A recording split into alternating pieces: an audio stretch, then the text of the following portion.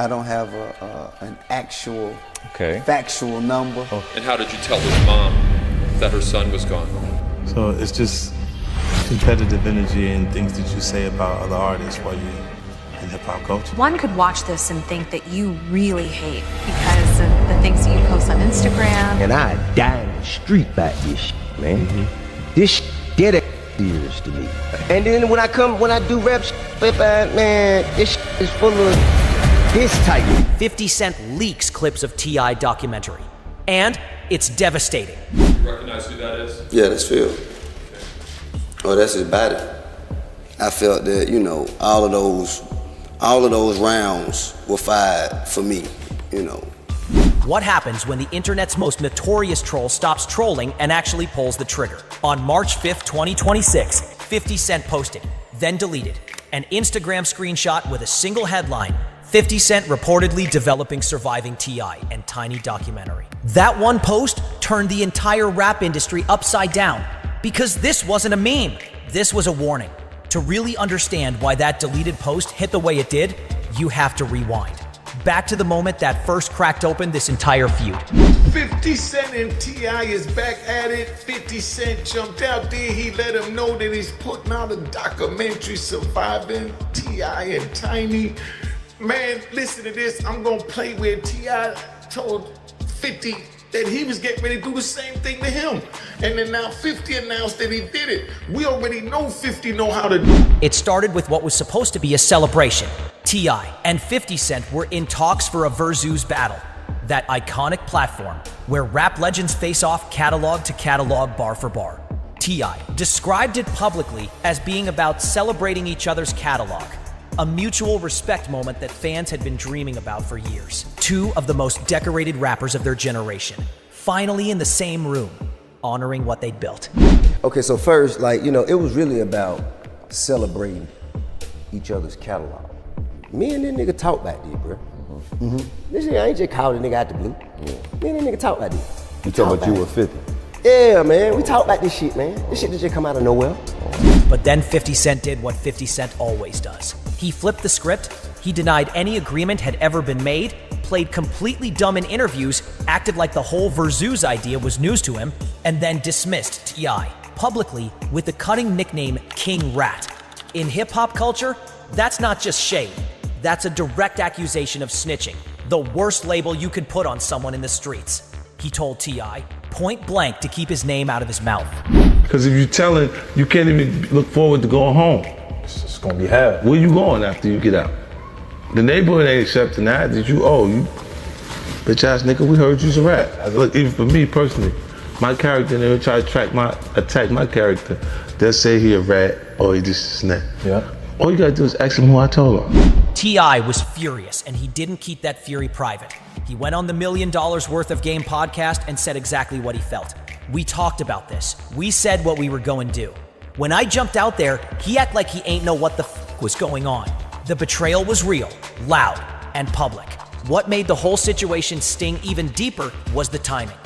T.I.'s single Let 'Em Know had just climbed to #1 on urban radio and was crossing into the mainstream top 40. He was having a genuine, undeniable career resurgence, the kind that reminded everyone exactly why he mattered in the first place. And 50's dismissal landed right in the middle of all of it, casting a long shadow over everything T.I. was working to rebuild. But the social media call-out, that was just the opening move. 50 wasn't done, not by a long shot.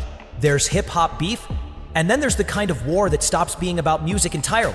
50 Cent crossed that line fast. He went back to Instagram, the arena where he has been sharpening his knives for 20 years, and posted an unflattering photo of T.I., Z's wife, Tamika Tiny Harris. The caption doubled down on telling T.I. to keep his name out of his mouth. But the real message wasn't in the words. It was in the target. By dragging Tiny into it, 50 made clear this was no longer a rap dispute. He was going after the whole family, in public, with millions of eyes watching every move. At this point, 50 Cent should literally rent a wife and kids and have them make diss responses. And the fact that he would actually have to rent a woman and children to like him and to respond on his behalf on for T.I. and Tiny's whole family is telling. T.I. wasn't going to absorb that quietly. He responded the only way a rapper of his caliber knows how, through the music, and through it fast. He dropped several diss tracks in quick succession, including War and The Right One, and he came loaded. On The Right One, he called 50 a small man in a big shell, a line designed to cut straight at the ego of a man who has built his entire brand on dominance and bravado. That's when you got the right one. And be honest with y'all, man, T.I.'s a lyricist, man. T.I. was going. He was barring up on this one. He was barring up. You know what I'm saying? He brought up the Jadakiss situation, you know, when 50 and Jada went at it. Fat Joe, of course, Murder Inc. We all know how historic that battle is to hip hop. You know, the whole house situation, you know, with the burned down house, that whole situation, you know, you mad at Puff because he was going at your baby mom. So yeah, he was definitely throwing some shots at 50.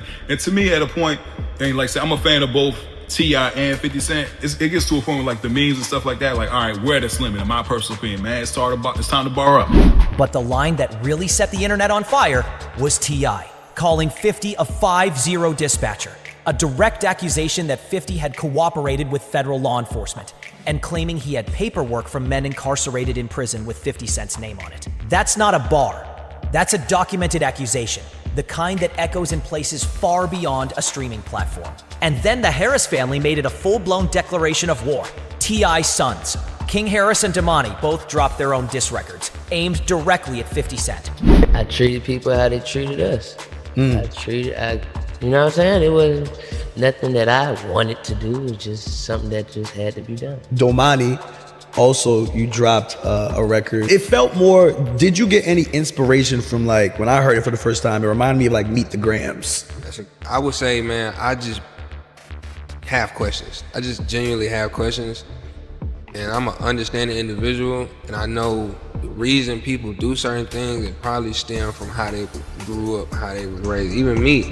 This was no longer two rappers trading jabs. This was a family mobilizing. For most men in the industry, that level of unified pushback would signal it was time to de-escalate. But 50 Cent had already moved on to something far more dangerous than any Instagram caption or diss track. And the whole industry was about to find out what it was. Before the documentary threat makes complete sense, you need to understand what 50 Cent had just finished pulling off, because it is the entire reason the music industry went dead silent when that screenshot surfaced. At the end of 2025, 50 Cent served as executive producer on Sean Combs' The Reckoning, a Netflix docuseries that hit the culture like a sledgehammer. The series debuted at #1 on Netflix immediately upon release, examining the sprawling sexual assault allegations against Sean Diddy Combs, alongside decades of industry behavior that the entertainment world had long whispered about, but never dared put on screen with that kind of reach. And visibility, it became the most talked about documentary of the year, and 50 Cent's fingerprints were all over it. Netflix later clarified that 50 did not have full creative control over the project, and that none of the participants received payment. But in the court of public opinion, those details didn't change the outcome. What mattered was the result, and the result was catastrophic for Diddy's public image. 50 had proved something that nobody in hip-hop had fully reckoned with before. In 2000, a documentary is more powerful than a diss track, more long-lasting than a lawsuit, and more damaging than any amount of social media noise. It doesn't fade. It sits on a platform. It gets shared. It follows you. So when 50 posted that now-deleted screenshot referencing a T.I. documentary, his caption made every person paying attention freeze mid-scroll. "Remember how quiet I got before the Diddy doc," he wrote. "Dame thought I wasn't coming." The message required no translation. He wasn't threatening to rap about T.I. He was threatening to do to Clifford Harris exactly what he had just done to Sean Combs. Package the story, find a platform, and let the cameras do what no diss track ever could. And the title he attached to it, that made it even worse. The title alone was the weapon surviving T.I. and Tiny. Anyone who had followed the entertainment news cycle over the previous several years understood immediately what that title was referencing. But now, since 50 posted that he's doing the documentary, maybe you'll believe him. He just posted it this morning. But anybody in the loop knows that T.I. and Tiny have had several allegations of SA. And exactly what kind of documentary it was built to be. Modeled directly after the Sean Combs. The Reckoning format, the rumored project was reportedly being designed to resurface the sexual assault allegations that had been publicly leveled against T.I. And Tiny, since 2200, pulling them back into the national headlines at the single worst possible moment for the couple's public standing. Gossip journalist Tasha K, who has a long and messy history with celebrity controversies of exactly this type, claimed to have spoken to sources close to 50's team, alleging the project was already in active development. Those claims remain unverified and officially unconfirmed. But in the world of hip-hop drama and celebrity gossip, the rumor alone was already doing damage, and 50 understood that calculus better than anyone. That's why the deleted post was so deliberately constructed.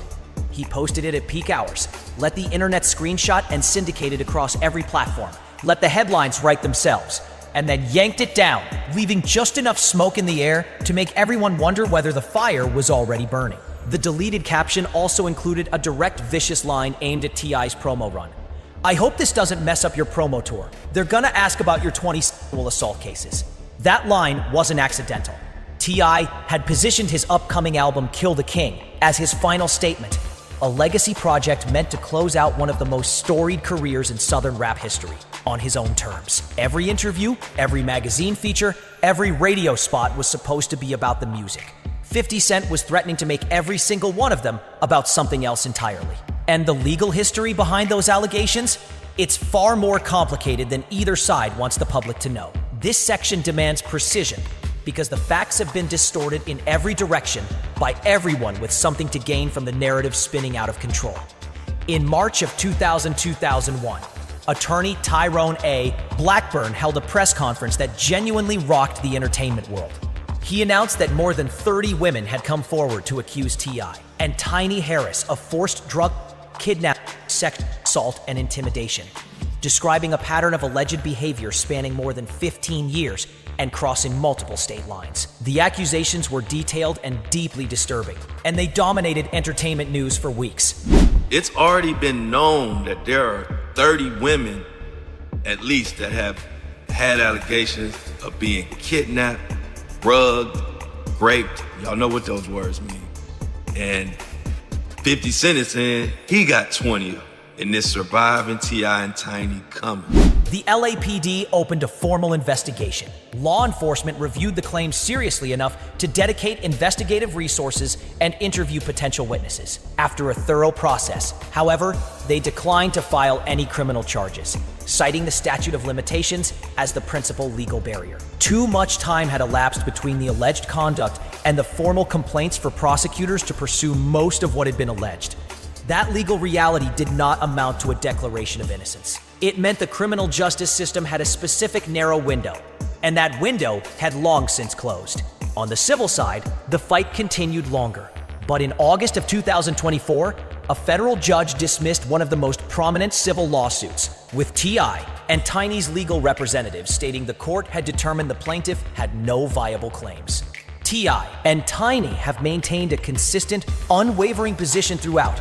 We are innocent of these fake claims. We will not be shaken down. The legal record closed criminal investigations, dismissed civil cases, provided them with real documented protection in a court of law. But 50 Cent wasn't filing briefs in a courthouse. He was operating inside a media ecosystem where perception moves faster than any ruling ever will, and where he had already demonstrated, in devastating fashion, exactly how to control that ecosystem. Curtis James Jackson III did not become 50 Cent by accident, and he did not become the music industry's most feared media operator by accident either. His evolution is one of the most calculated transformations in entertainment history.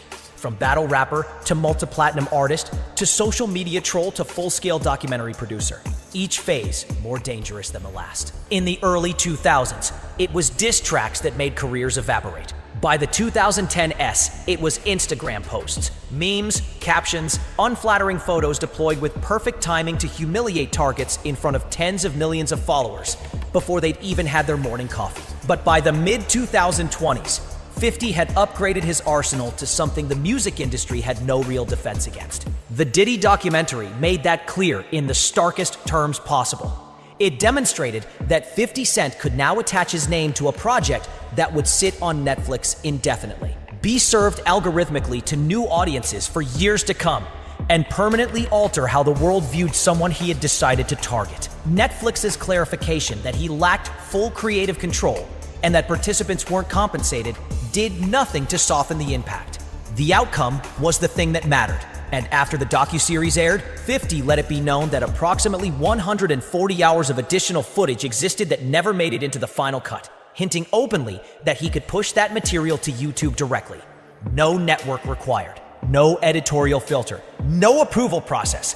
That wasn't idle chatter. That was a standing open threat with receipts behind it. And now the same apparatus was being aimed at T.I. The difference between a rapper dissing you in a song and a media mogul producing a documentary about you isn't just a matter of scale, it's a matter of permanence. A song fades from rotation. A documentary lives on a platform forever. Becomes the first result when someone searches your name and follows you into every room you walk into for the rest of your career. 50 Cent understood that better than anyone in the room. The question everyone was now asking, where does that leave T.I.? T.I. is standing at a crossroads that no artist ever wants to find themselves at, simultaneously trying to cement a legacy and defend a reputation that someone with significant resources is actively working to dismantle. Kill the King was supposed to be his farewell, a final bow from one of the most decorated MCs of the 2000s era, the man who helped give Atlanta the blueprint before Atlanta gave the world trap music. A #1 single, a full promotional campaign. The kind of victory lap a rapper earns after 2 decades of surviving everything the industry throws at you. Instead, every conversation about that album now lives under a shadow shaped exactly like 50 Cent. And 50 made sure it wasn't just the documentary threat doing the damage. He dragged it into the music too. On the Power Origins theme song, connected to his long-running television empire, he dropped bars directly referencing the sexual assault allegations against T.I. and Tiny, rapping, "Your daddy made your mama eat every box in Atlanta." There's no reading that line as anything other than what it is. A deliberate, calculated strike designed to ensure the allegations stay in every headline, every comment section, and every conversation about T.I. Its career for as long as possible. The documentary itself remains officially unconfirmed. No network has made an announcement. No release date exists on any calendar. But 50 Cent has earned something that most people in his position never do: the credibility of his own threats. When he went quiet before the Diddy documentary, the industry laughed. Nobody is laughing this time. So here is the question worth sitting with long after this video ends. Is 50 Cent a fearless truth teller holding powerful men accountable for things the legal system was structurally unable to touch? Or is he a man nursing a personal grudge, armed with a production budget and a platform, using allegations that courts have already dismissed as ammunition in a beef that was supposed to be about a rap battle? The line between justice and revenge has never been this blurry. And T.I.'s entire legacy may hang on which side of that line 50 Cent is actually standing on. Let us know your thoughts in comments below. If you enjoyed this breakdown, don't forget to like this video to support the channel.